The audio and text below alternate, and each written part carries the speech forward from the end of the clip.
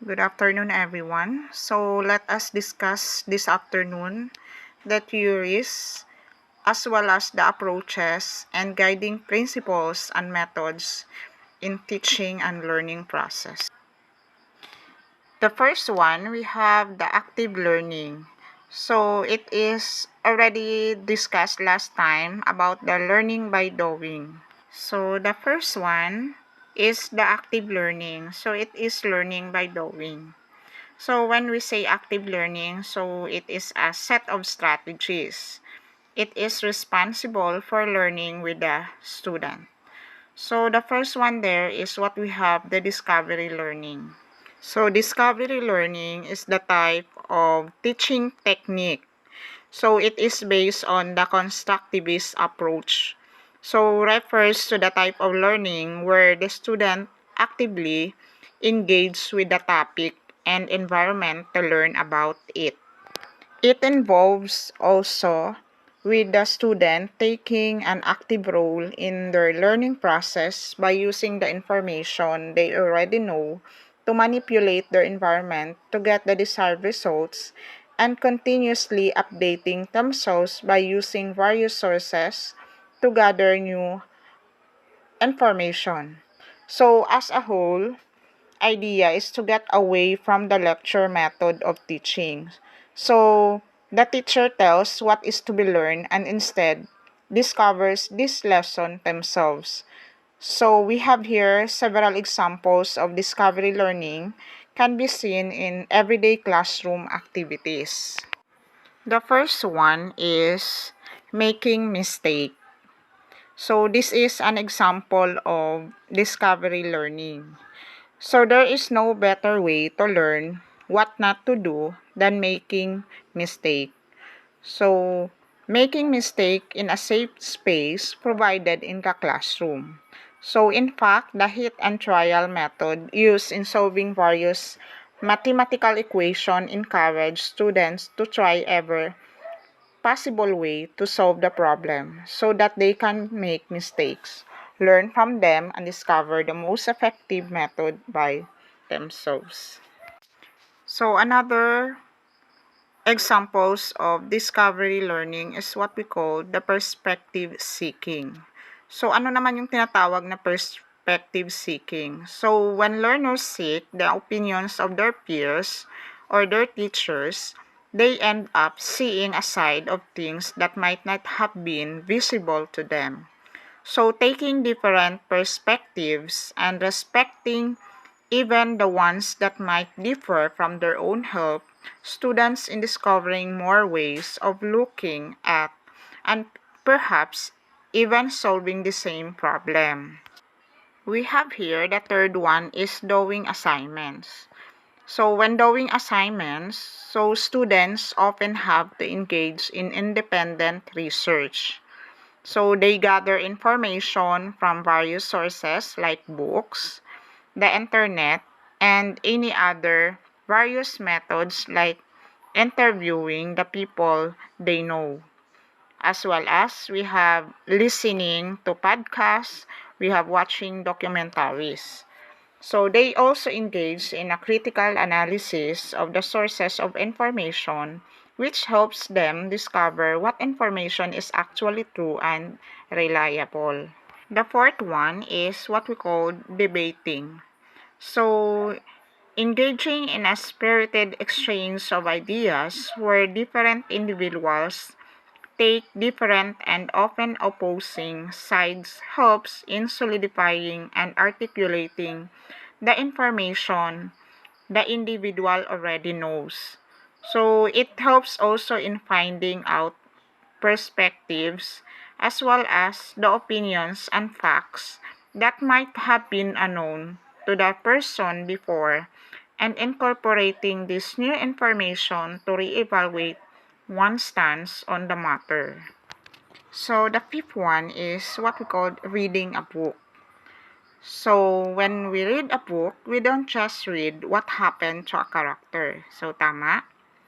We vigorously live the lives they lead and of course the experience they had and even the mistakes they had and the lessons they learn from them.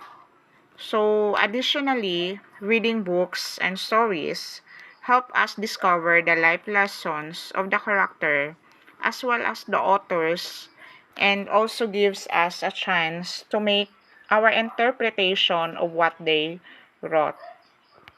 So, another method of discovery learning is what we call talking with friends. So, just like reading a book, we empathize with the characters.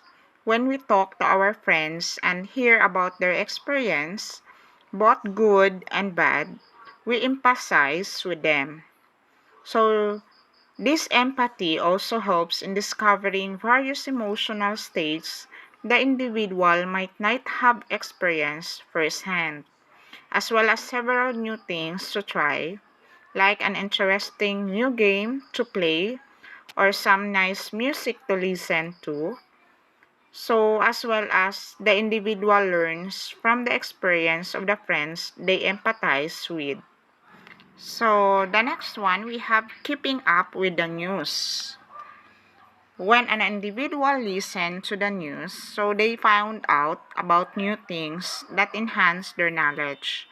Like, for example, the recent discoveries, we have the world records, and economic and political activity, and other current affairs.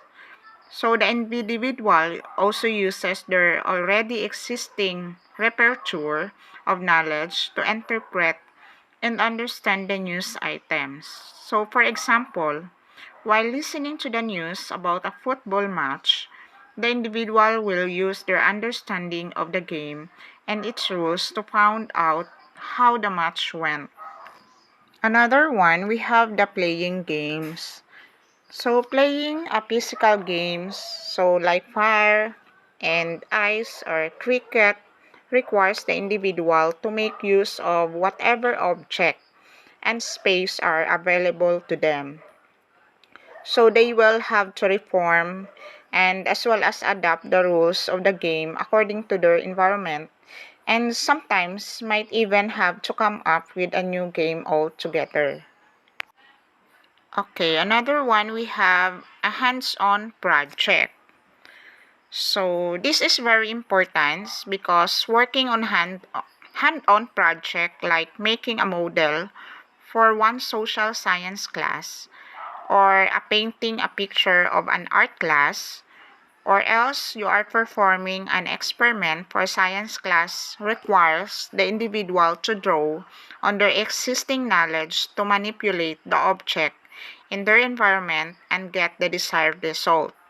So this process often consists of discovering various information that was not previously to the person. There are several online platforms available that allow students to engage in project virtually, which gives them enough space to try various things to figure out which work best, and no resources are wasted in the process. The last one, we have interdisciplinary application.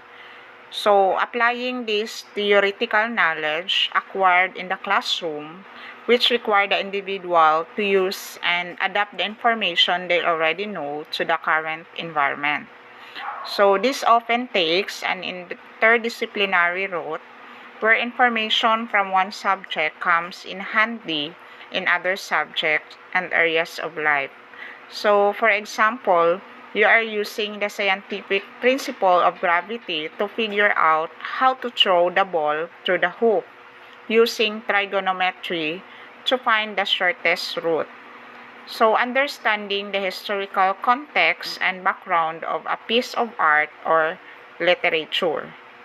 So, overall, the discovery learning method takes the responsibility of teaching from the educators and put the learning on the students. So, in special education, as in any other type of learning curriculum, so the goal of discovery learning is to make students independent learners who are self-aware of their learning process.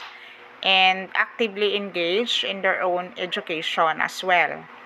So, including discovery learning in the curriculum alongside the regular lectures and homework can entertainingly help in meeting this goal.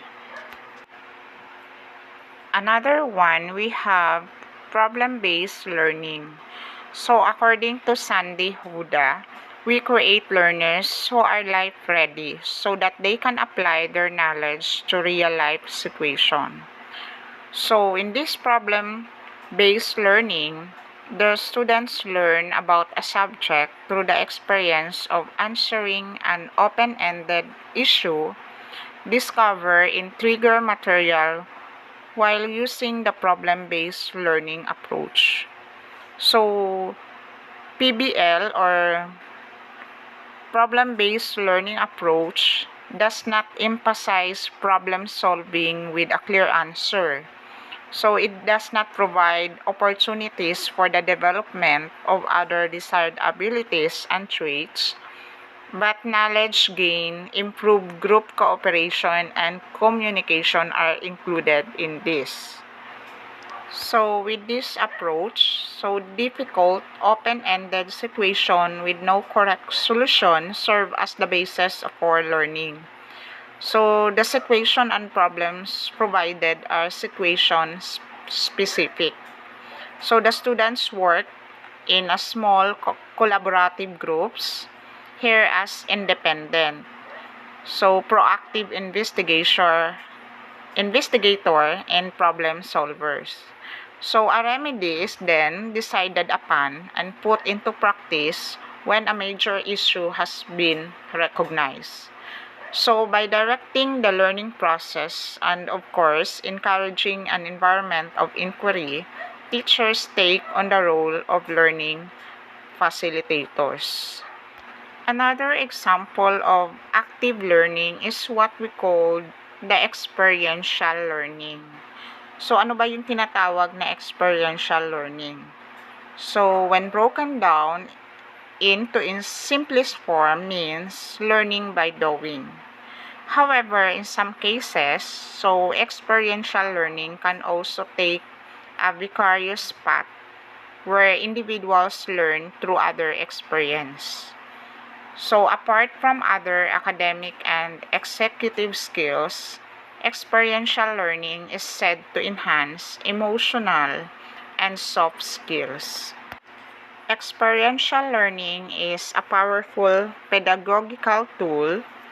So it is considered a versatile teaching and learning methods which benefits not only the learner but also the teacher, who can further adjust their techniques to fit the requirements of the classroom.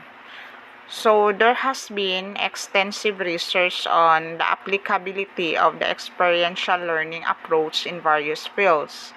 And it is interesting to note that almost every area has witnessed a positive impact with inclusion in the general teaching practice. So this study is conducted by Kim Hotry, which indicated students' preferences towards experiential learning in academic class. So yet another one by Kausiki and Palabpol use experiential learning techniques in international business education and was found to enhance overall learning. So, keeping this in mind, there has been a lot of development in experiential learning. So, students can also use an apps and of course, online games as well as activities that employ this method of learning for better learning. So one of the example of experiential learning in math is what we call make your clock. So in making your clock, we have to get our students to make their clocks and ask them to show different timings instead of passively teaching them to look at the tiny and long needles. Help them make one. Another strategies in math is organizing shape. So, organizing shape will help students gain an experiential understanding of different 2D and we have the 3D items while engaging other sensory modalities. The third one is in everyday routine. So for students of higher classes, so asking them to keep track of routine and then asking them to calculate an average of all the things they can do to provide them with a real life application of concept like range, we have the average and the median and the mode. So in science, one of the example of experiential learning in science is what we call growing a plant. So we are asked the students to grow a plant from a seed or poles available at home. So instead of learning about its growth from textbooks, so let them see its development over the weeks and guide them in its evolution. So for example is we are ask them to grow seeds like beans. So they are going to observe that beans for a week. So titingnan nila kung paano ba lumaki ang beans na plant. So that is one way of method in experiential learning. Another example of experiential learning in science is litmus paper experiment. So, siguro kayo rin may mga experience that before the experiments, especially in litmus paper. So, the books tells us about the chemical nature of substance. But for an experiential learning lesson in science class, so litmus paper experiments can be effective in helping students remember whether a substance is acidic or basic. So another example of experiential learning in science is what we call the zoo trip. So minsan may mga field trip yung mga bata. But it takes a lot of time kasi nowadays nagre-request tayo ng mga letter, not only sa school but of course we consult first to the parent. So especially kasi pag mga bata ay kailangan ng guidance ng mga parents. So sa zoo trip maganda naman to. So you are going to trip to the zoo. So it's must in science class dapat. So not only do to the students observe the living as well as the breathing animals from the books, but they are faced with many newer and extinct species of the wilderness. So that's the end of our topic for this afternoon. So for your activity, you have to submit before 7 p.m. today, August 25. The first one, you have to discuss several example mentioned in discovery learning. So, marami akong binigay na mga sample doon kanina sa discovery learning natin. So, i-discuss nyo yan. Kahit magbigay lang kayo ng isang discussion sa bawat example ng discovery learning ko. Another one, number 2, ay what are the example of experiential learning? So, may mga example ako doon kanina sa experiential learning. So, i-discuss nyo isa-isa. So, kahit mga konting sentence lang yung makita ko sa discussion nyo. Basta makita ko lahat ng mga example na binigay ko dyan. And the last one, we have the example of problem-based learning. Ano ba yung mga example na binigay ko kanina sa problem-based learning? Okay, so the remaining time that we have here, you need to write your answer in one whole piece of pad paper. And then, pipicturan nyo at saka isa-send sa akin through PM. So, you need to submit that before 7 p.m. as of today. So we still have mostly 40 minutes, 40 minutes remaining or 30 minutes remaining to do your activity. So may next pa akong activity na ipapagawa sa inyo, yung module. So, kung makita nyo sa first part of your module, your analysis, dyan, the first question is, why did you come up of those words using that to describe the word science? And give at least 5 words you use in making the calligram and explain comprehensively why they are part of your calligram. So you need to answer up to as soon to be teacher, what would be your nature of teaching science subject? So hanggang dyan yung sasagutan. So first part yan ng module natin.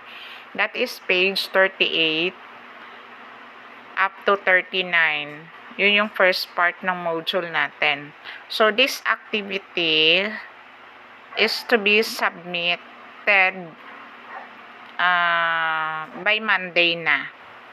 Pero yung question na binigay ko based on our lesson today, it should be submitted by 7 p.m. Yung sa module natin should be submitted on Monday na para may time kayo. Okay, so if you have some question, pwede kayo dyan mag-message sa akin. Makikita ko naman yon yung mga message nyo if you have some question. Okay, dito lang ako nakaantabay. So, you need to start answering now. So, wag kayong umalis sa live ko until the end. Kasi may time naman yan. Pag hindi pa nag-end yung live ko na to, so wag muna kayong umalis para kung may question man kayo, so makikita ko na agad at saka masasagot din. Okay? So, this the end of our discussion. So, andito lang ako nakaantabay sa inyo until the end. So, mananahimik lang ako. If you have some question, you may chat your question dyan mismo sa live natin. So, pwede naman kayo mag-question sa box natin. So, hindi pa naman yan mag-end. It will end 6 p.m. Mag-end yan ng 6 p.m. So, 1 hour kasi yung class natin. So, wag lang kayong umalis. Diyan lang kayo para makita ko yung mga question nyo at saka masasagot ko rin. Okay, so, thank you so much everyone. So, diyan lang muna kayo. Okay, so mag-end tayo sa 6 p.m. pa.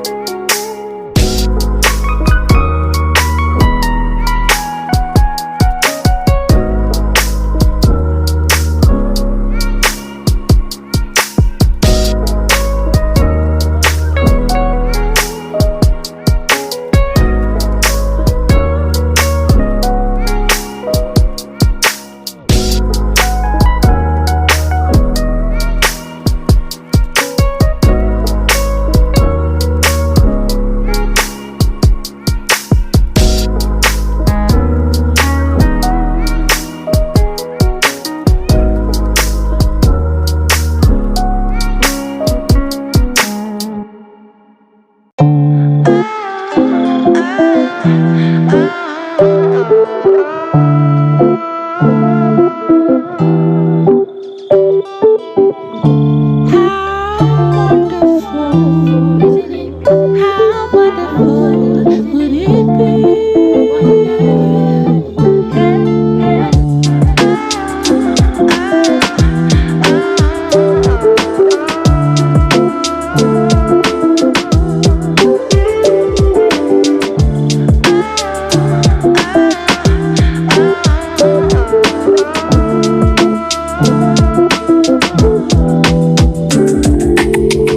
How wonderful